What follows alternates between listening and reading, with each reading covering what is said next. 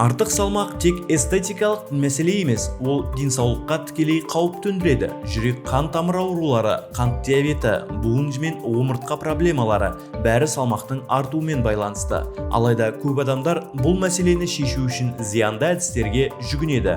Ашығу, шектен тыс жаттығу, дәрілер. Мұндай тәсілдер денені әлсіретіп, кейінгі уақытта салмақтың қайта көтерілуіне алып келеді. Дұрыс шешім салмақты біртіндеп, қауіпсіз түрде азайту. Мұның басты құпиясы тұрақты әдеттер қалыптастыру. Алдымен күнделікті рационға назар аударыңыз. Артық қант, ақ ұн, қуырылған тағамдарды азайтыңыз. Оның орнына көкөніс, ақуыз және дәнді дақылдарға негізделген тағамдарды көбейтіңіз. Сонымен қатар физикалық белсенділік міндетті. Күніне кемінде 30 минут жүру, аптасына 2-3 рет жеңіл жаттығулар. Өзіңізді өлшеп тұру, тамақ мөлшерін қадағалау, прогресті бақылауға көмектеседі. Бірақ негізгі мақсат денсаулық екенін ұмытпаңыз. Артық салмақтан арылу өзіңізді жақсы көрудің бір көрінісі. Ол үшін өзіңе қысым емес, қолдау көрсету керек.